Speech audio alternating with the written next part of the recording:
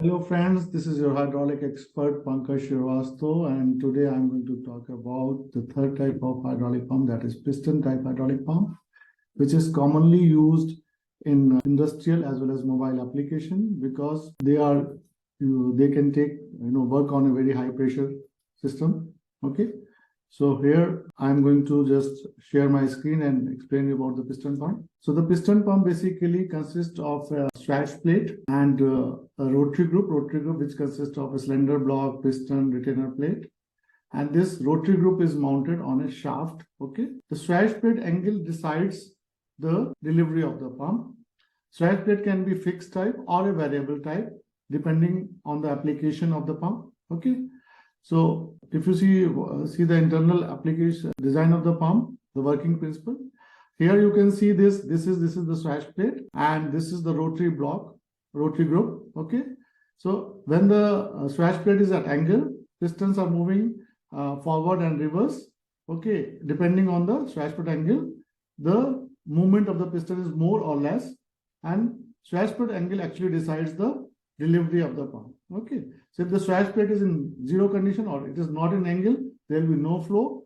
If it is in some angle, it will deliver the flow because of the movement of the pistons, reciprocating movement of the piston. Okay, so greater the swash plate angle, more movement of piston and more intent or expel of fluid or delivery of fluid. Okay, so here if you see the design of the pump, basically this is the swash plate, the front there is a swash plate, then there is a cylinder block. And if you see the symbol of the pump, there is one drain line added because in the piston type, there has to be a drain line in the system. Okay, so in the pump. So in the symbol, we will have delivery line, suction line and delivery line and a drain line. In case it is variable, so you will see a cross arrow. Okay, so that indicates that it's a variable displacement pump, means the swash plate angle can be changed. Okay, now I'll also tell you about the types of pump. Okay, so again, let me share my screen. And so here, what you can see, pump that is called bent axis pump. In the bent axis pump, you have the shaft in the center and the rotary group is at some angle from the shaft. Okay, that is why it is called bent axis. And because of the angle of the rotary group, the pistons are moving, reciprocating, and motion of the pumps or pistons are there. And because of that, when the shaft is rotating, pistons are moving forward and back, and that is creating increasing volume and decreasing volume and pumping the oil. Okay, same way here you can see the piston type pump, the same which I shown you in the earlier slide, and the working principle. These are called axial piston pumps. And then there's another one is called radial piston pump. Radial piston pumps are almost like the same unbalanced type vane pump, but instead of vane, it has got pistons and the periphery of the rotor.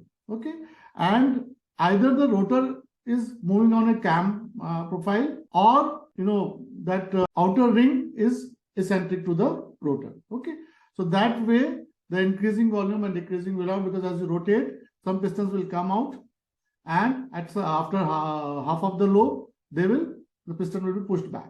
So that way the increasing volume and decreasing volume happens. The radial piston type of pumps are not generally used. Some industrial application, yes, they are there, but mostly you find gear type pumps, vane pumps, and piston pumps.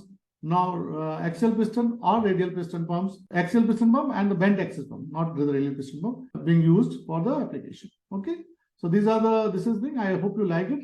Now I'll again go back to Hindi. अब मैं आपको हिंदी में बताने वाला हूँ जो तीसरे type का पंप होता है उसे बोलते हैं पिस्टन टाइप हाइड्रोलिक पंप.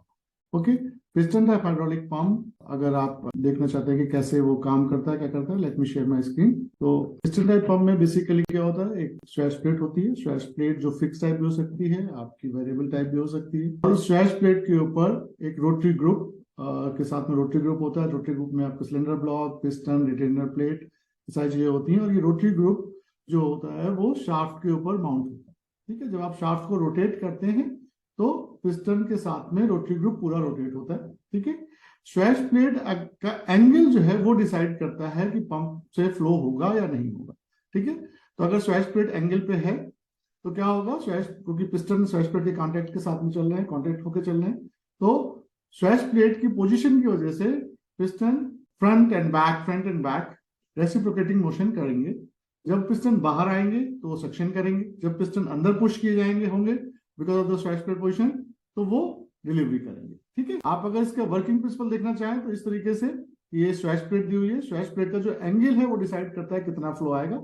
अगर स्वैश प्लेट बिल्कुल सीधी कंडीशन में there will be no flow, और स्वैश प्लेट का एंगल जितना ज्यादा होगा उतना फ्लो होगा, बट एक लिमिट होती है। आप ऐसा नहीं कि बिल्कुल सारा कितना एंगल बना दे, एक लिमिट होती है पंप की, और उसके हिसाब से आप मैक्सिमम एंगल कितना कर सकते हैं। जितना ज्यादा एंगल होगा उतना ज्यादा फ्लो होगा। एंड एंगल की वजह से क्या होता है, पिस्टन्स अंदर बाहर जाते हैं और उससे सक्शन एंड डिलीवरी होता है। ठीक है, जितना ज्यादा एंगल होगा स्वैश प्लेट का उतना ज्यादा पिस्टन्स का मूवमेंट होगा, उतना ज्यादा डिलीवरी होगी। ठीक है, स्वैश यहाँ पे भी देखो आपको कट सेक्शन दिखाया गया है, तो स्वैश प्लेट दिखाई गई है, पिस्टन एंड सिलेंडर ब्लॉक दिखाया गया है। ठीक है, एंड स्वैश प्लेट की पोजीशन की वजह से कुछ पिस्टन बाहर आते हैं और कुछ पिस्टन अंदर पुश करते हैं, and when you are rotating the shaft, और उससे आपका सेक्शन एंड डिलीवरी होता है। अगर आप सिंबल को देखें तो सिंबल में एक और लाइन ऐड हो जाती है, dotted line, that is called drain line. Because आप कितना भी अच्छा मशीनिंग कर लें, there will be some leakages from the piston and the bore. जहां पे आपका पिस्टन बैठ रहा है स्वैश प्लेट के ऊपर, उस कॉन्टैक्ट पॉइंट से भी कुछ लीकेजेस होंगी। आपके जो सिलेंडर ब्लॉक और उसके पीछे जो एंड प्लेट पे वॉल प्लेट लगी होती है उसके साथ में जो मैचिंग होती है उसमें वहां से कुछ लीकेज होगी, तो कुछ लीकेजेस होती है, तो उन लीकेजेस को ड्रेन करने के लिए ड्रेन लाइन होती है। तो ऑलवेज पिस्टन टाइप पंप में एक सेक्शन लाइन होगी, डिलीवरी लाइन होगी और ड्रेन लाइन होगी। अगर पंप फिक्स टाइप है तो उसमें कोई और लाइन नहीं होगी और कुछ नहीं दिखाया गया होगा। बट अगर वेरिएबल टाइप है तो there will be a cross arrow, cross में एक एरो होगा जो दिखाता है कि पंप वेरिएबल टाइप है, मतलब उसके फ्लो को हम वेरी कर सकते हैं। ठीक है, ये तो हुआ working principle and design of piston pump. Okay, अच्छा, अभी पिस्टन टाइप जो होते हैं ये कितने प्रकार के होते हैं, उसके लिए मैं आपको दूसरी स्लाइड शेयर करने जा रहा हूं जो बताएगा कि आपका पिस्टन टाइप पंप कितने तरह के होते हैं। तो इसमें अगर आप देखें तो पिस्टन टाइप पंप्स ये एक प्रकार है bent axis pump. Bent axis pump में क्या होता है, शाफ्ट सेंटर में होती है और उससे जो सिलेंडर ब्लॉक या रोटरी ग्रुप है वो आपका एक एंगल पे होता है, बेंट एंगल पे होता है। एंड बिकॉज जब आप उसको शाफ्ट रोटेट करते हैं तो एंगल की वजह से, रोटरी ग्रुप का एंगल की वजह से क्या होता है, पिस्टन आगे अंदर बाहर जाते हैं सिलेंडर ब्लॉक के, and that is how suction होता है और डिलीवरी होता है। ठीक है, दूसरे टाइप का पंप है आपका पिस्टन टाइप पंप, जो मैंने अभी आपको एक्सप्लेन किया, जिसका आपने वीडियो भी देखा कि कैसे वो स्वैश प्लेट का एंगल चेंज होता है और उससे कैसे, मतलब या तो फिक्स टाइप होगा या तो वेरिएबल टाइप होगा, तो वेरिएबल टाइप का एक्सप्लेनेशन आपको दिखाया गया। And third is radial piston pump. तो रेडियल पिस्टन पंप बिल्कुल वेन टाइप पंप की तरह होते हैं और इसमें रोटर पे आपके पिस्टन्स लगे होते हैं, ना कि वेन्स। जैसे वेन टाइप में वेन लगी होती है, इसमें पिस्टन्स लगे होते हैं। एंड या तो रोटर सेंट्रिक होता है या फिर रोटर सेंटर में होता है और आपका जो बाहर का जो आउटर लोब है, आउटर बॉडी है, वो इसेंट्रिक होती है रोटर से। And because of this eccentricity जब आप रोटर को रोटेट करते हैं तो pistons half of the lobe आपके बाहर जाते हैं और इंक्रीजिंग वॉल्यूम होता है, उससे डिलीवरी होती है, उससे सक्शन होता है। And half of the lobe piston go inside, अंदर जाते हैं, डिक्रीजिंग वॉल्यूम एंड डिलीवरी होती है। सो इस तरीके से ये तीन तरह के पंप होते हैं। रेडियल पिस्टन पंप्स बहुत ही कम यूज होते हैं, बहुत ही कम एप्लीकेशन है। मैक्सिमम जो आपका एप्लीकेशन आपको दिखता है वो bent axis pump and axial piston pumps का होता है, बिकॉज इसमें बॉडी को कुछ नहीं होता, जो इंटरनल पार्ट्स होते हैं वो सारे रिप्लेसेबल हैं, मिल जाते हैं, इसलिए इनका हम बहुत आराम से इनका रिपेयर कर सकते हैं। एंड ये रिपेयर फिजिबल भी होता है, बिकॉज जो रिपेयर कॉस्ट आती है वो अप्रोक्सीमेटली, अगर सब कुछ भी अंदर का पार्ट खत्म हो जाए तो भी 40-50% ऑफ द नया पंप की कॉस्ट से कमी रहती है। तो उससे आप इसको, इसलिए पिस्टन टाइप पंप ज्यादा रिपेयर किए जाते हैं। Gear type, when type pump क्यों नहीं रिपेयर किए जाते हैं, हमने ऑलरेडी एक्सप्लेन किया। Okay, thank you very much.